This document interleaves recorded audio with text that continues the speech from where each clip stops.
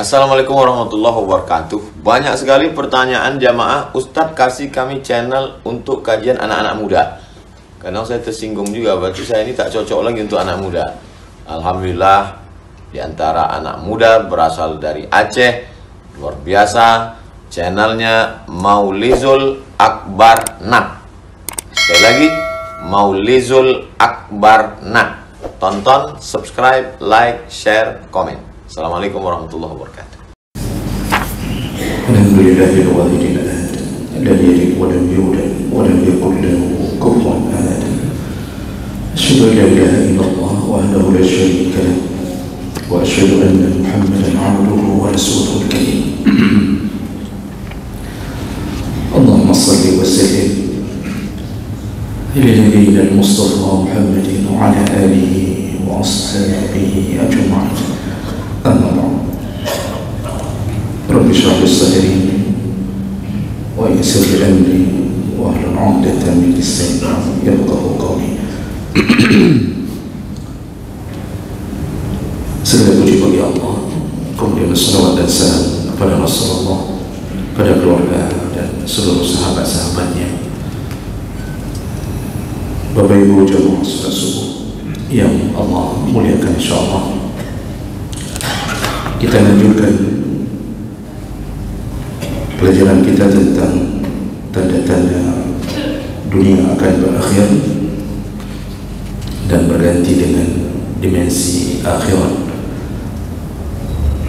Di pertemuan kita yang lalu kita membahas bahwa di antara tanda kiamat yang dikabarkan Nabi yaitu terputusnya satu persatu ikatan agama dalam Islam, dan yang pertama sekali terputus adalah pemerintahan berdasarkan syariat,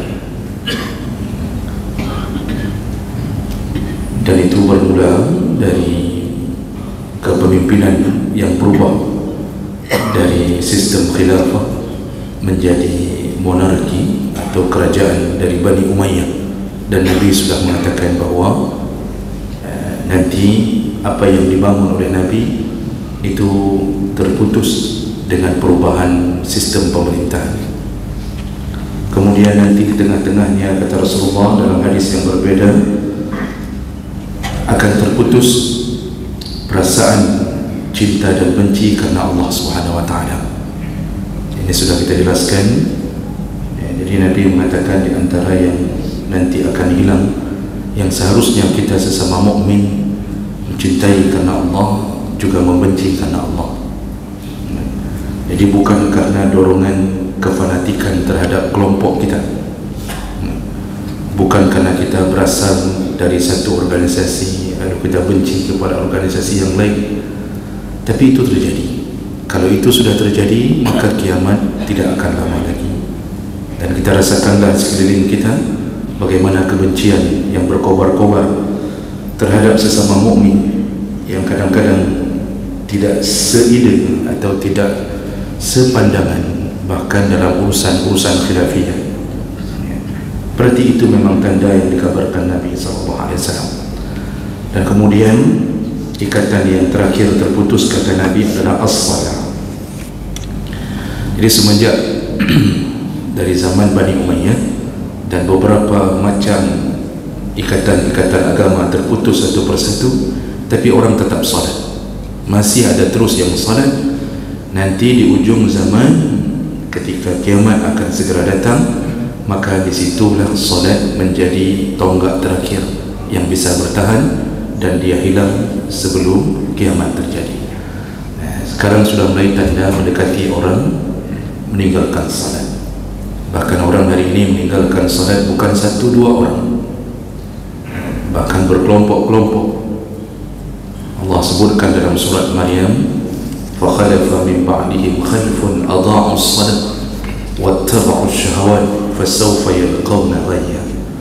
Nanti Muhammad akan muncul khalfun, kelompok yang besar yang beramai-ramai meninggalkan salat. Dan bahkan mereka bukan hanya meninggalkan salat, tetapi sekaligus memperturutkan hawa nafsu mereka. Dan inilah kejadian kita pada hari ini. Bahkan ada hadis yang belum sempat kita bacakan karena banyaknya dalil yang diungkapkan di kitab ini. Ada orang yang nanti sampai pada tahap mengatakan bahawa ma balus salawat al-khams laqad dhalla man qablana.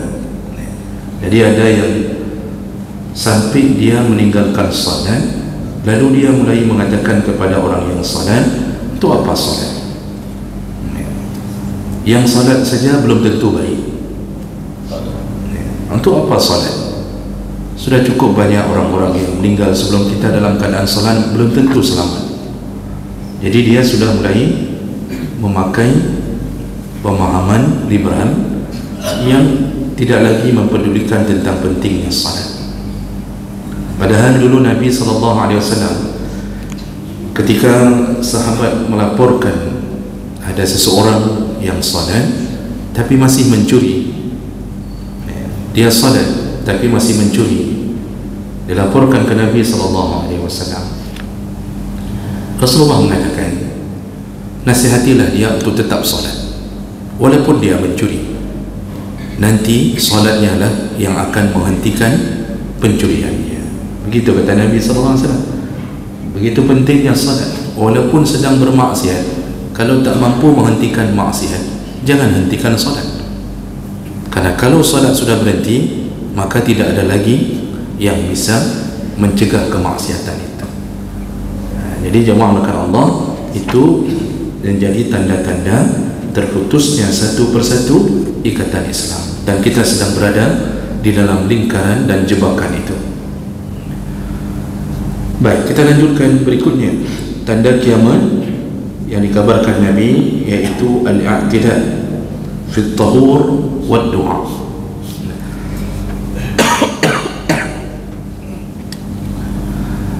Yaitu akan muncul sebuah fenomena atau kenyataan bahawa orang berlebih-lebihan dalam bersuci dan dalam berdoa. Ini berdasarkan hadis Nabi SAW. Hadis riwayat Abu Dawud, Ibnu Hibban dalam derajat yang sahih, dari Abdullah bin Mughaffal radhiyallahu anhu annahu sami'a ibnahu yaqul. Jadi pada suatu hari salah seorang sahabat yang bernama Abdullah bin Mughaffal itu mendengarkan anaknya berdoa. Bagaimana doanya? Dia mengatakan, Allahumma inni as'aluka al-qasra al-abyad an yaminil jannah iza dakhaltuha. Ya Allah, kalau aku masuk surga nanti, maka berikanlah aku istana yang besar dan berwarna putih, dan aku ingin istana itu terletak di surga, tapi letaknya di posisi sebelah kanan.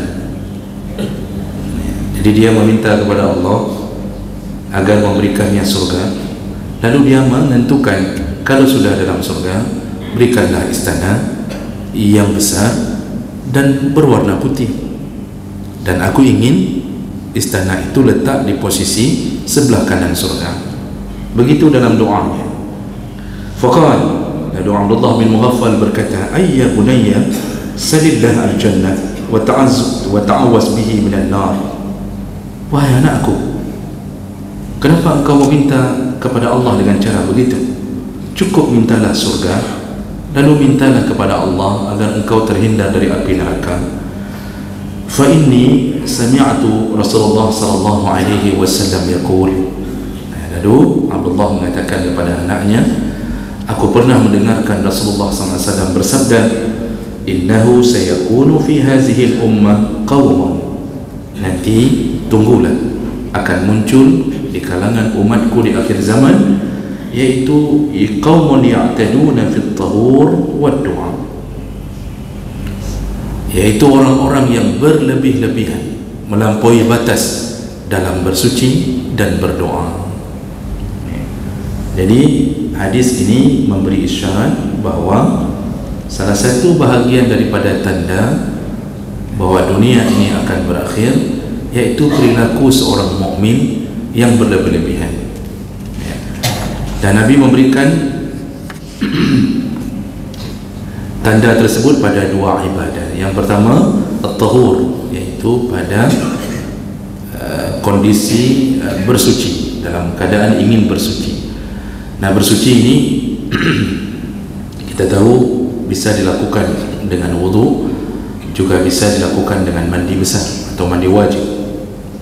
Dan jemaah melakukan Allah Subhanahu wa taala, ini bersuci ini disebut berlebih-lebihan, itu terjadi bisa di dalam beberapa kemungkinan. Yang pertama, Nabi ingin memberi isyarat umatnya nanti akan berlebih-lebihan memakai air. Kalau kita membaca kitab-kitab fikih dalam urusan taharah, maka kita menemukan baik dalam berwudu atau di dalam mandi wajib, salah satu kemakruhan di antara dua cara bersuci itu, yaitu sama-sama para ulama sepakat mengatakan dimakruhkan untuk melakukan israf baik dalam wudu ataupun mandi. Apa itu israf? Israf itu yaitu berlebih-lebihan pada sesuatu yang diwajibkan, yang dia butuhkan. Itu disebut israf. Allah menyebut berulang-ulang dalam Al-Quran, innahu la yuhibbul musrifin. Allah tidak suka kepada orang yang melakukan israf. Ada kalimat yang hampir sama, sering kita sebut, dan kita mengeneralkan kalimat itu pada semua perkara berlebih-lebihan, yaitu mubazzir atau tabzir. Padahal tabzir dan israf adalah dua hal yang berbeda. Kalau israf itu berlebih-lebihan pada sesuatu yang dibutuhkan, kita butuh tapi kita berlebih-lebihan. Ya, contoh, kita butuh air untuk berwudu, mandi wajib, bersuci, mensucikan hajat kita, tapi kita berlebih-lebihan, itu disebut israf. Kita butuh makan, tapi kemudian kita membuang-buang makanan yang sebenarnya itu kebutuhan kita, itu disebut israf. Dan perilaku israf ini banyak, namun kita menyebutnya dengan tabzir kadang-kadang. Padahal tabzir, makna tabzir adalah berlebih-lebihan pada sesuatu yang tidak dibutuhkan. Jadi kalau israf pada yang dibutuhkan, kalau tabzir pada yang tidak dibutuhkan. Dan tabzir ini pun dilaknat oleh Allah dengan kalimahnya, ولا تبذر تبذيرا إن المبذرين كانوا إخوان الشياطين. Janganlah engkau melakukan tabzir, karena tabzir termasuk teman-temannya atau golongan syaitan. Wa kana syaitan li rabbih kafura. Lalu Allah mengatakan syaitan itu kufur terhadap Tuhannya. Maka orang yang suka tabzir, dia juga mempunyai perilaku seperti syaitan, suka kufur nikmat terhadap Allah Subhanahu wa taala. Tabzir itu, Pak, ya, seperti orang mengkoleksi mobil-mobil mainan. Ya, jadi di rumahnya itu dia sediakan satu lemari khusus. Ya, biasanya berada di ruang tamu, di sudut ruang tamu. Ya, itu di dalam lemari itu isinya barang-barang tabzir. Ada yang mengkoleksi jam tangan, ada yang mengkoleksi mobil-mobil kecil mainan, dan itu walaupun kecil tapi harganya Masya Allah, dengan berbagai tipe. Kalau ibu-ibu biasanya mengkoleksi berbagai model sendok, ada yang koleksi Tupperware dengan berbagai bentuk, ada yang 4 persegi panjang, ada yang segitiga sama kaki, ada yang bulat, hanya kepakai jadi cuma taruh dalam lemari penuh dengan berbagai kotak tapi tak dipakai. Nabi dulu mengatakan kalau ada satu rumah yang isinya, rumah tersebut satu kamar, disiapkan untuk dia dan istrinya.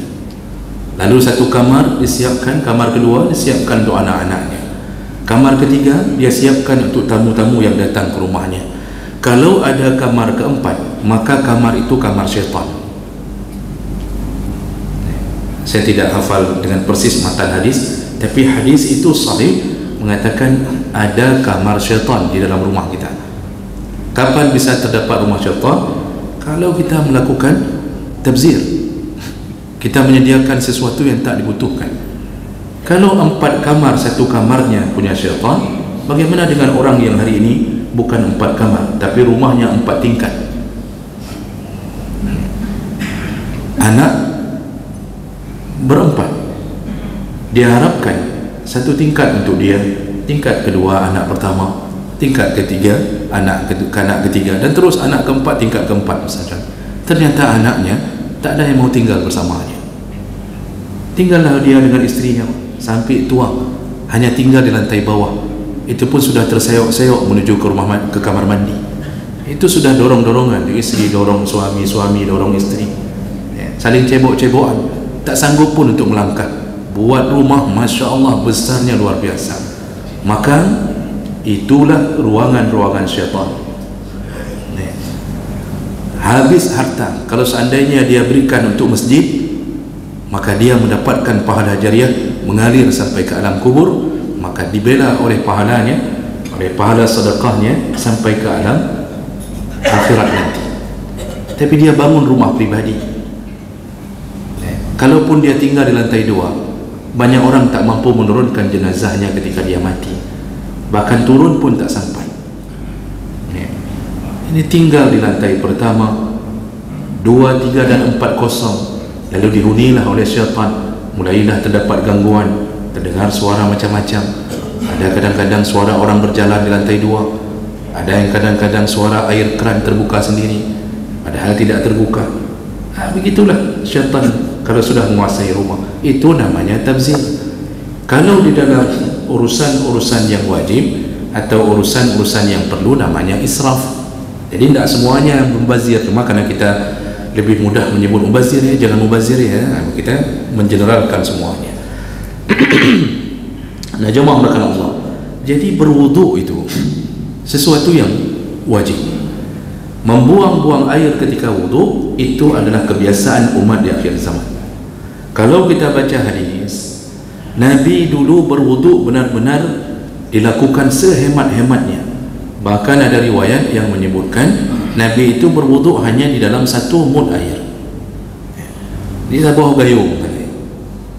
Nah, kalau ditanya apa sah atau tidak, nah ini ada khilaf. Ada khilaf. Kalau menurut mazhab Syafi'i, ini titik khilafnya yang harus dipahami. Jadi jangan sembarangan menyebutkan orang dengan bid'ah, orang tersesat. Kalau begini, pahami dulu, baca dulu yang banyak, baca dalil-dalil.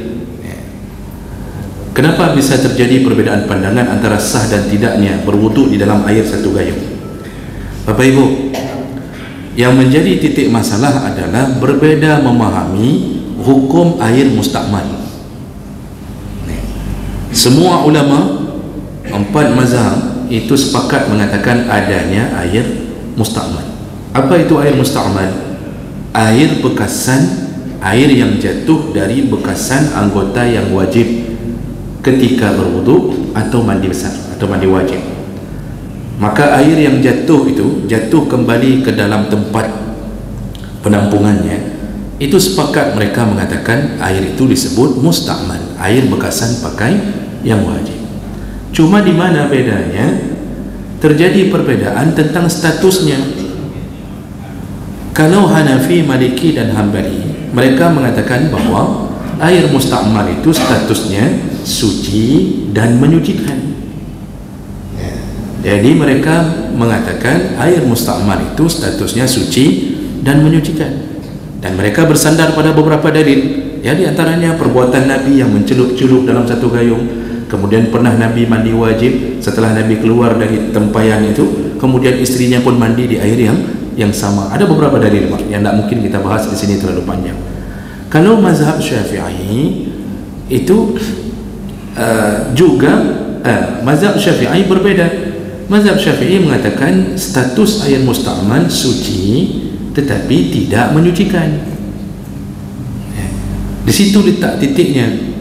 Juga mazhab Syafi'i juga berdalil dengan hadis, Pak. Yang kami tak hafal lagi hadis itu karena banyak yang banyak cabang-cabangnya.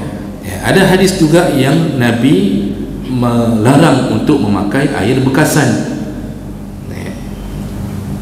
Ini bisa dirujuk ke dalam kitab-kitab fiqh empat mazhab. Nah, jadi dulu Nabi itu berwuduk memang ditemukan dari dalil yang Nabi berwuduk di dalam satu air dalam satu gayung tanpa menuangkannya keluar, dan itu sah di dalam sebahagian mazhab. Walaupun nanti kita dalam mazhab Syafi'i tidak sah karena dianggap sudah tidak lagi bisa dijadikan untuk alat bersuci. Namun intinya begitulah hebatnya Nabi SAW. Nah, hemat sekali. Hari ini orang datang berwuduk, belum berwuduk sudah buka keran. Itu berdiri dulu, habis buka keran, berdiri di depan keran, lalu buka peci, letakkan di tempatnya, lalu buka jam tangan, buka pergelangan baju ni, pergelangan tangan dibuka, ditarik ke atas. Itu air sudah keluar sudah 1 menit. Buka air pun bukan cilet-cilet buka air pun bukan sedikit-sedikit, itu dibuka langsung dengan ukuran yang paling besar. Itu belum berwuduk, dan itu yang terjadi hari ini. Bayangkan bagaimana banyaknya air yang terbuang. Itu ada yang kadang-kadang buang hajat, kadang-kadang tidak menutup air setelah dia buang hajat. Ada yang tak peduli air-air untuk cuci kaki, Pak. Itu kalau di masjid kita ni, di kamar mandi masjid ini, itu ada air untuk dijadikan pencuci kaki. Itu air yang keluar, kalau keluar dari WC itu cuci kaki, ada air untuk semprot. Itu memang dibuat untuk mencuci kaki agar jangan terbawa bekasan kencing ke tempat berwuduk. Ada yang kadang-kadang di waktu sepi pun, ketika orang melihat air semprotan itu masih hidup, ada yang tak peduli, Pak. Kalau masih ramai mungkin orang wajar tak peduli, mungkin mengatakan bahwa dalam hatinya ada yang butuh, nanti ini ada yang butuh lagi. Ini sedang sepi pun sudah hidup dari malam sampai ke subuh, sampai ke tuhur, air terbuka, tak ada yang peduli. Begitulah manusia menganggap remeh dalam urusan taharah. Ini perkara ini yang disebutkan oleh Nabi. Itu kalau mandi wajib, padahal mandi wajib itu simple dan tak perlu butuh banyak sekali air. Tapi orang kadang-kadang begitu mandi wajib, itu menghabiskan setengah bak untuk dia saja. Isterinya mandi berikutnya setengah bak lagi. Jadi khusus mandi wajib habis 1 bak air. Ini perkara yang menunjukkan iman kita bermasalah, dan kita pun sebenarnya tidak taat pada kebiasaan Nabi SAW. Nah, ini Nabi ingin mengatakan nanti muncul sebelum kiamat terjadi umatku yang suka membuang-buang air dalam urusan taharah. Nah, kemudian para ulama mengatakan termasuk maksud hadis ini ada orang-orang yang melakukan kemakruhan dengan berwuduk melebihi takaran Nabi. Nabi suruh berwuduk 3 kali. Nabi suruh berwuduk 3 kali. Kurang dari 3 kali makruh. Lebih daripada 3 kali juga makruh, karena melawan sunnah Nabi. Makanya tak baik orang berwuduk sampai mencuci tangannya 4 kali, 5 kali, walaupun dengan alasan seakan-akan belum sampai. Itu permainan syaitan, gurur. Permainan syaitan, merasa seakan-akan belum sampai ke siku, dicuci berulang-ulang. Ada yang sudah 6 kali, 7 kali, tak selesai-selesai wudhu. Nah, ini juga disebut dengan ya'tadun, mereka berlebih-lebihan dalam urusan taharah. Jadi ini indikasi pertama yang disebut oleh Nabi SAW. Dan kemudian Nabi mengatakan wad du'a, juga umatku nanti akan berlebih-lebihan di dalam berdoa. Bagaimana berlebih-lebihan dalam berdoa? Jadi doanya overload. Doa itu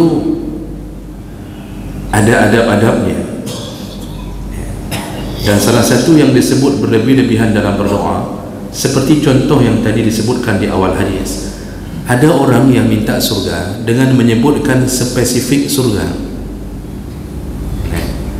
Jadi dia ingin mengatakan ke Allah, ya Allah, masukkan aku ke surga, lalu kemudian berikanlah surga, berikanlah aku rumah yang modelnya begini, yang modelnya begitu, letaknya begini. Kalau engkau berikan kebun, maka aku mau ya pohon kurma di sebelah kanan, kemudian pohon pepaya di sebelah kiri. Bahkan mungkin dia akan menyebutkan spek bidadari yang dia inginkan. Itu berlebih-lebihan ya.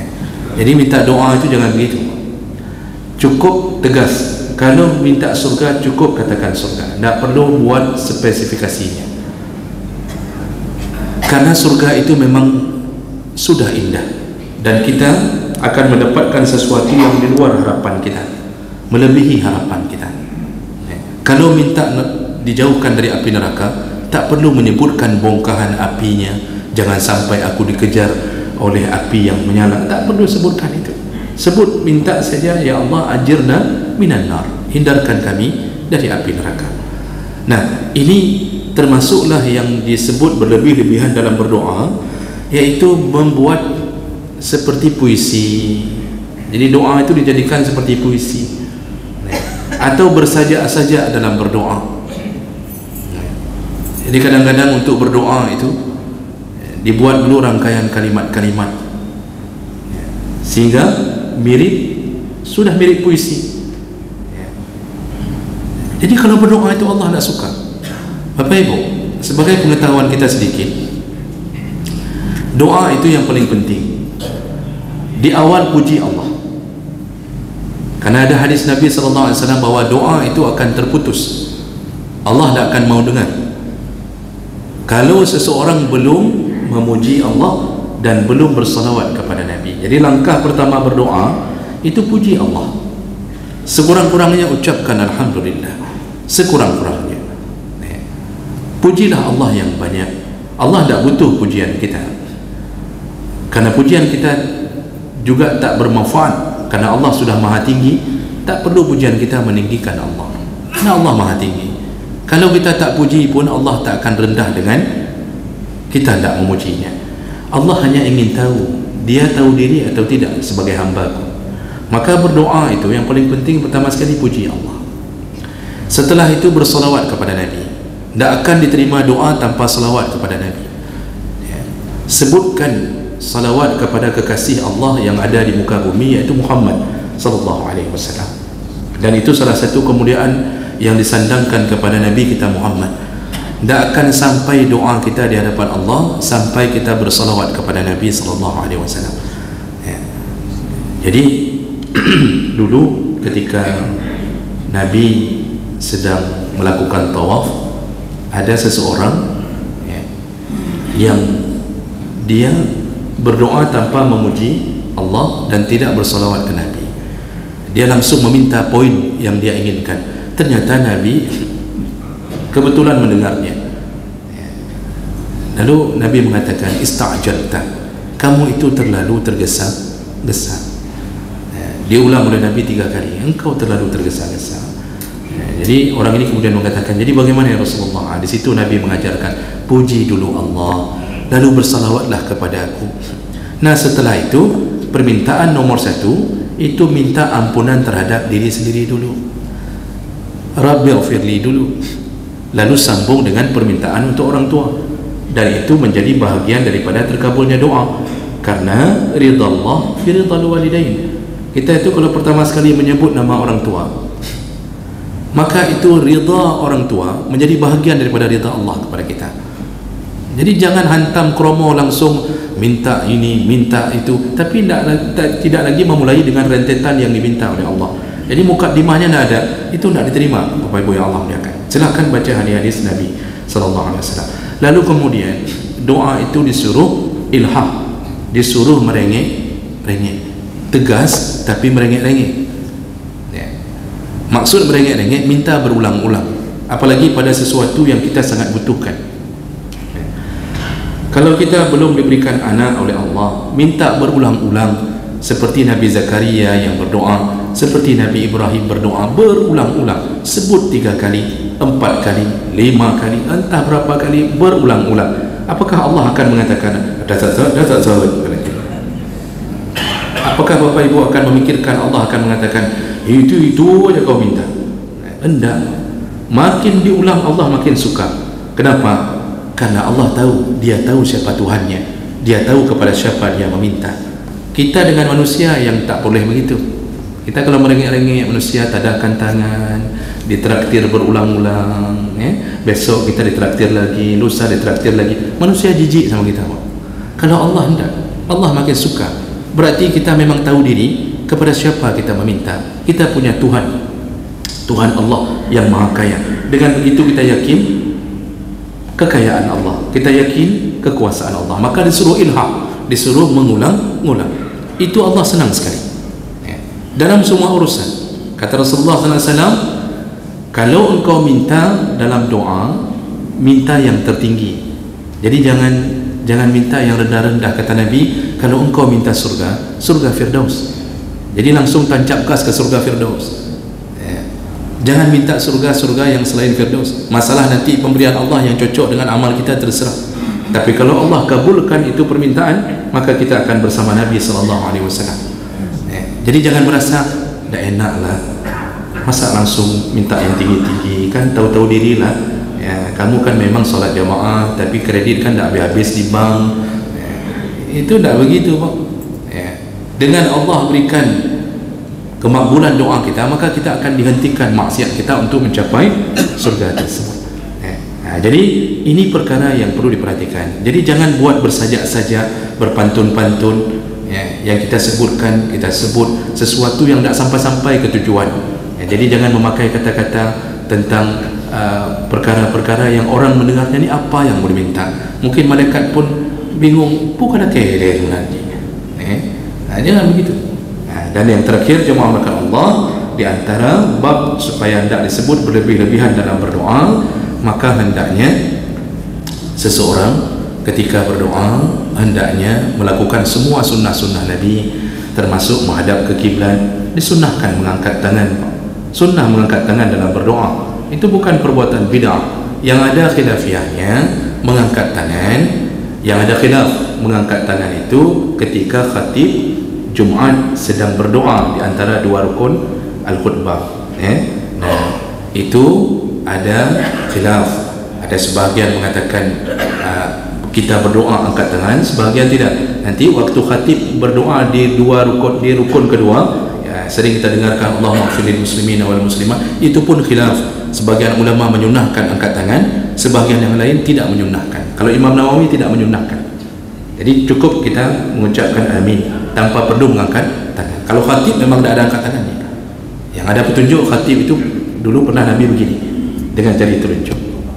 Nah, satu lagi khilaf dalam urusan angkat tangan, yaitu tentang membalikkan telapak tangan ketika minta doa tolak bala. Itu khilaf.